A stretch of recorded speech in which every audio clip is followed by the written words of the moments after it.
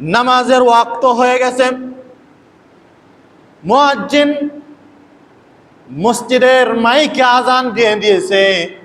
এলাকাবাসীর প্রত্যেকের কানের মধ্যেই মাইকের আজান চলে গেল। আজান কানের মধ্যে চলে গেল, আজান শুনতে পারলাম। শুধু এই এক মসজিদের নাম, আশেপাশে আরো 8-10টা মসজিদের মাইকের আজান ওই মানুষের কানের ভেতরে চলে গেল। মসজিদের মাইকের আজান তার কান পর্যন্ত গেল, কিন্তু সামান্য অল্প কিছু ঠুনকো কাজের অজুহাত দিয়ে ওই মানুষ সময় মতো নামাজ আদায় করলো না। সে কাজের অজুহাত দেখালো, এতগুলো কাজ আগে শেষ করি, তারপরে না হয় মসজিদে যাব, আর না হয় বাড়িতেই পড়বো। মসজিদে যাব আর না হয় বাড়িতেই পড়বো। পরে শেষ পর্যন্ত মসজিদেও আসা হয় না, বাড়িতেও আর ওই নামাজটা আদায় হয় না। মানুষ অবহেলা করে নামাজ নিয়ে। এরপর বছরে যাকাত একবারই আপনার আমার উপরে ফরজ হয়, তাও ওই সমস্ত মানুষের উপরে যার কাছে নিসাব পরিমাণ সম্পদ থাকে তাদের উপরে শুধু যাকাতটা ফরজ হয়। আর অন্য কারো উপরে যাকাত ফরজ হয় না।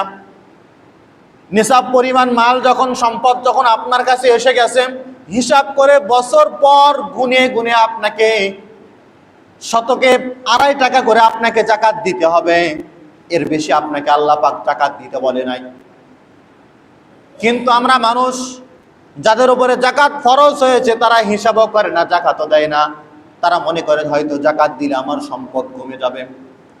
যাকাত দিলে লাখে আমাকে 2500 টাকা আমাকে যাকাত দিতে হবে, শতকে 2.5 টাকা আমাকে যাকাত দিতে হবে। যাকাতের হিসাবও করা হয় না, যাকাতও দেওয়া হয় না। যাকাত কেন দিব? কিছু কিছু মানুষ তো এমনও আছে, তাদের চরিত্র কারুনের মতো, তাদের স্বভাবগুলো। মুসা আলাইহিস সালাতু ওয়াস সালাম যখন কারুনের কাছে যাকাত চাইলেন, কারুন তখন বলল, আমার বুদ্ধি দিয়ে, আমার কষ্ট পরিশ্রম করে আমি এত সম্পদ উপার্জন করেছি, তাহলে আমি তোমার রবকে কেন যাকাত দিব? সম্পদ তো আমার। ঠিক সেই রকম ভাবে আমার সমাজের এমন কিছু মানুষ আছে, যাদের কাছে যখন যাকাতের কথা বলা হয়, তাদের কাছে মনে হয় আমার কাছে হুজুর জরিমানা যাচ্ছে।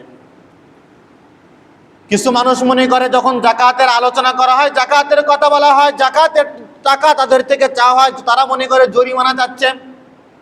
তারা যাকাতটাকে জরিমানা মনে করে। এই কারণে তারা মুখ ফিরিয়ে, পিঠ ফিরিয়ে তারা চলে যায়, যাকাত ঠিকভাবে আদায় করে না।